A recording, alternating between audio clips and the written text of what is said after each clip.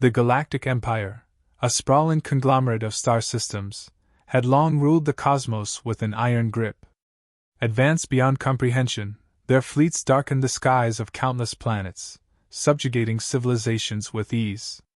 Their technologies transcended physical limits, boasting ships larger than cities and weapons capable of turning planets into barren husks. For centuries, their conquests met little resistance. Most species either surrendered upon first contact or crumbled under the Empire's overwhelming might. To the Empire, the universe was their chessboard, and all other civilizations were pawns destined to serve. The Council of Dominion convened to discuss a peculiar matter. A small, unremarkable planet in a forgotten arm of the galaxy, designated Earth, had defied their authority. "Primitive species," scoffed one of the counselors, examining Earth's digital transmissions. "They still rely on combustion engines and rudimentary projectile weapons." The room filled with laughter as holograms of Earth's crude military vehicles flickered before them. "They've sent a reply to our invitation," another counselor announced, struggling to suppress a smirk. The message was projected into the Grand Chamber. "We decline your invitation to join the Galactic Empire. Leave us be, or face the consequences." The laughter reached a crescendo. To the Empire, Earth's audacity was a joke. How could such a backward species threaten a force that had subdued civilizations far more advanced? The Supreme Commander rose, his expression a mix of amusement and disdain. "Let this be a lesson. Deploy the fleet. Burn their cities. Remind them what happens when they dare to defy us." Preparations for Earth's invasion commenced with the efficiency and arrogance typical of the Empire. The commanders convened, reviewing Earth's defenses. "Pathetic," one said, gesturing to satellite images of human warships and aircraft. "Their most advanced craft wouldn't last a second against our plasma cannons." Another chimed in. "Why even bother sending ground troops? One orbital bombardment, and their major population centers will be dust." Despite their bravado, the invasion force spared no expense. Squadrons of AI-controlled drones were assigned to scout and neutralize resistance. Tactical bombers capable of vaporizing continents were readied. The Empire's flagship, an enormous dreadnought bristling with weapons, was designated to lead the charge. This was no mere military operation, it was theater, a display of dominance meant to terrify the galaxy. In the days leading up to the invasion, the commanders reveled in their superiority. Betting pools were set up. How long would it take to subjugate the planet? 5 hours? 10? A senior officer quipped. "Let's give them 24. After all, it's sporting to let the prey run a little before the hunt." Their confidence was absolute, their disdain for Earth palpable. To them, humanity was an annoying insect about to be crushed under the Empire's boot. What they failed to realize, as they prepared to wage war, was that Earth had a long history of surprising its enemies. The Galactic fleet arrived in Earth's orbit like a storm on the horizon, blotting out the stars with its sheer size and power. Colossal warships, shimmering with alien metals, hovered in formation, their weapons humming ominously. Civilians across the globe stood in stunned silence as news channels broadcast the armada in real time.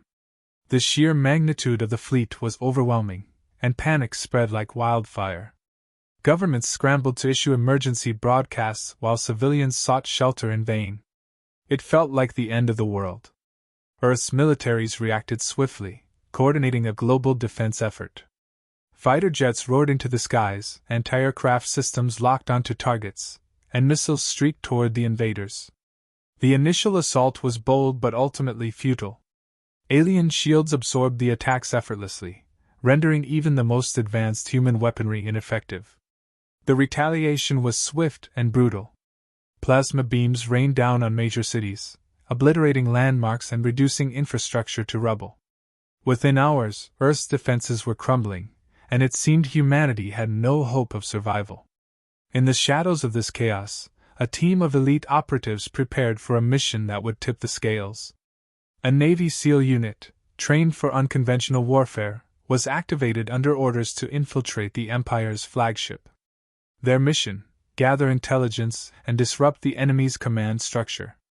Unlike the massive armies confronting the aliens head-on, this team relied on stealth and precision. Each member was a master of their craft, capable of operating undetected in the most hostile environments.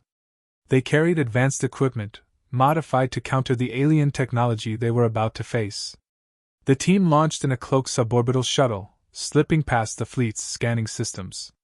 Their approach was calculated, exploiting minor gaps in the Empire's defenses. Landing undetected on the flagship's surface, they began their infiltration. Moving silently through the corridors of the alien vessel, they encountered automated patrols and advanced surveillance systems. The SEALs adapted quickly, using EMP grenades to disable drones and hacking into control panels to bypass security. Their progress was slow but deliberate, each step a testament to their discipline and training. As the SEALs advanced, the first skirmishes on Earth highlighted the stark differences between the two forces. The Empire's soldiers, relying heavily on AI-driven protocols, moved with mechanical precision but lacked adaptability. Human resistance fighters, despite being outgunned, exploited this rigidity. Small bands of guerrilla fighters ambushed patrols, using terrain and ingenuity to level the playing field. Improvised weapons, cunning traps, and relentless determination allowed humans to score minor victories, sowing confusion among the invaders. Reports of these skirmishes reached the Empire's command. Alien leaders struggled to understand how a species so primitive could cause disruptions. "They're unpredictable," one commander admitted during a heated council. "Their tactics defy logic." Internal debates erupted, with some suggesting the humans were more resourceful than anticipated. Others dismissed these concerns, attributing the setbacks to isolated incidents. On board the flagship, the SEAL team encountered their first significant challenge, a control room guarded by advanced combat droids. Using a combination of misdirection and sheer audacity, the team disabled the guards and accessed critical data on the Empire's fleet. They discovered a weakness, an over-reliance on centralized systems. By targeting key nodes, they could disrupt the entire operation. This information was relayed back to Earth, where strategists began formulating a counteroffensive. Tensions within the alien ranks grew as human resistance intensified. Skirmishes turned into full-scale ambushes, and the invaders found themselves bogged down in battles they hadn't anticipated. The SEALs' success further complicated matters, as their infiltration sowed chaos on the flagship. For the first time, the Galactic Empire realized they might have underestimated their prey. The SEAL team pressed deeper into the alien flagship, navigating a labyrinth of sterile, metallic corridors. Their objective was clear: reach the core systems and deliver a crippling blow to the Empire's centralized command network. Every step was a battle of wits against the ship's advanced security measures. Automated turrets, sensor arrays, and patrol drones guarded the way, but the SEALs adapted, using EMP charges and brute force hacking to dismantle the defenses. At one point, they encountered an alien AI, its holographic form taunting them with confidence. "You cannot succeed," it intoned. Moments later, its systems were overloaded and wiped clean. Reaching the core systems, the SEALs uncovered the linchpin of the Empire's strategy, an over-reliance on centralized automation. The entire fleet's operations, from weapons systems to troop deployments, were governed by a handful of key servers. If these systems were compromised, the fleet would descend into chaos. The SEALs began deploying customized viruses and sabotage protocols, crippling the flagship's communications and command functions. With each system they disrupted, they tipped the balance further in humanity's favor. Simultaneously, Earth launched a coordinated counteroffensive, capitalizing on the vulnerabilities exposed by the SEAL team's intel. Resistance cells around the globe executed meticulously timed attacks, targeting alien patrols and supply lines. In the skies, squadrons of human pilots exploited gaps in the fleet's coordination to strike at key targets. What had seemed like a scattered and disorganized resistance became a unified force, striking the invaders with precision and ferocity. The Empire's forces, accustomed to overwhelming technological superiority, struggled to respond. Their ground troops, reliant on AI-driven directives, faltered without clear orders. Pilots of alien crafts found themselves locked out of their own systems as human hackers, guided by SEAL-gathered data, infiltrated their networks. The invincible galactic fleet began to splinter, each ship isolated and vulnerable. On board the flagship, the SEAL team prepared for their final act of sabotage. They planted charges on critical power conduits and uploaded a virus to shut down the ship's remaining defenses. The flagship, once a symbol of the Empire's dominance, now teetered on the brink of collapse.